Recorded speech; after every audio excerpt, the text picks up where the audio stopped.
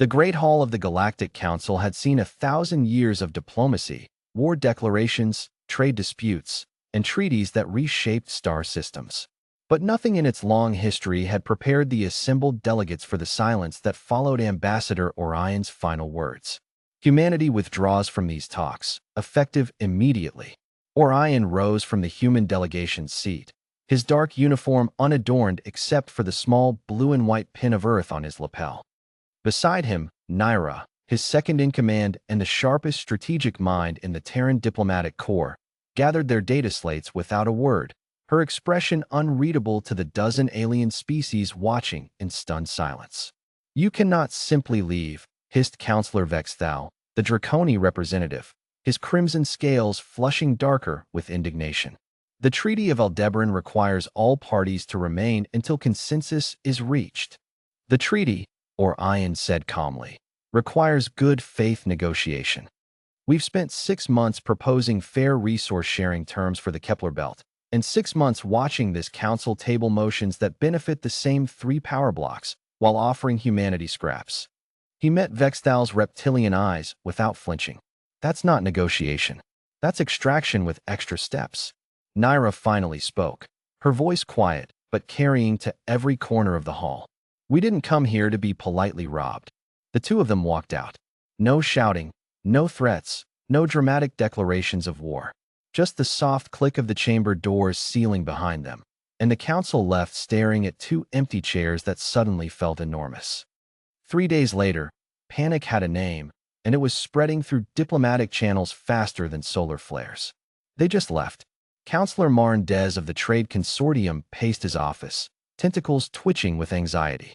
Humans don't walk away from negotiations. They're stubborn. They're relentless. They out-argue everyone for weeks and then compromise at the last second. That's their pattern. "Not this time," his aide replied, pulling up the latest intelligence report. "Ambassador Orion informed our contact that Earth is done asking politely." "Done asking politely for what, exactly?" The aide swallowed. "For anything, sir." Across the galaxy, similar conversations were happening in a dozen council chambers, embassy suites, and military command centers. The KRYL Empire's War Council debated whether humanity's withdrawal signaled weakness or preparation for something worse. The Aurelian Compact's economists ran projections on what would happen if human trade routes, which connected nearly 40% of known civilized space, simply closed. They closed within the week. Not with an announcement. Not with a declaration. Human cargo ships simply stopped appearing at rendezvous points. Human trade envoys stopped answering hails.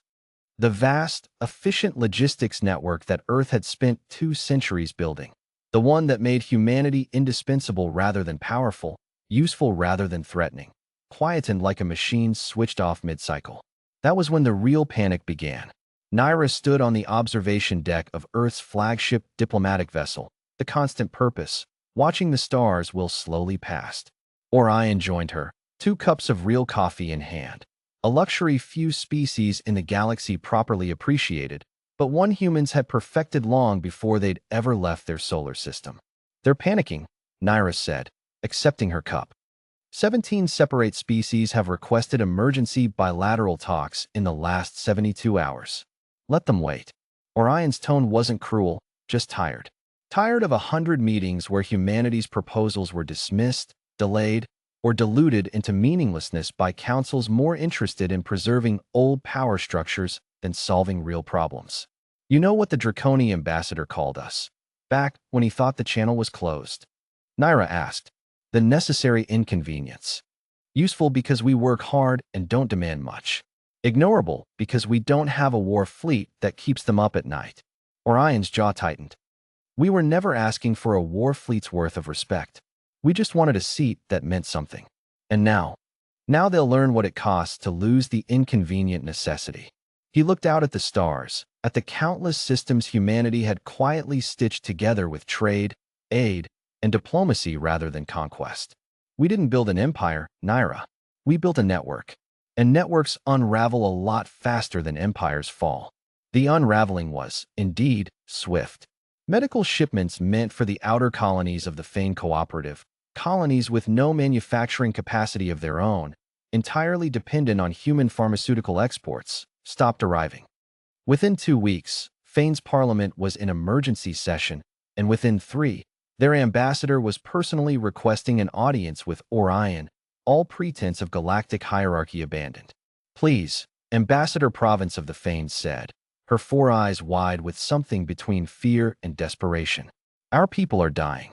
This isn't about the council disputes.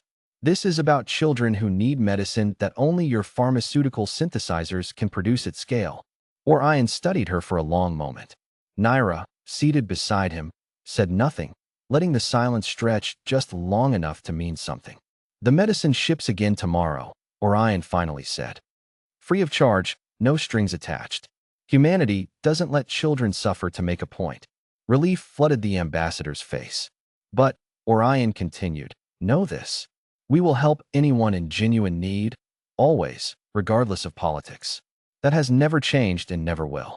What has changed is that we will no longer sit at a table designed to keep us small while we do all the heavy lifting. If the Council wants humanity's trade routes back, humanity's manufacturing back, humanity's cooperation back, they can start by treating our seat at that table as equal, not decorative." The Galactic Council reconvened 11 days after humanity's walkout, and this time, the chamber was different.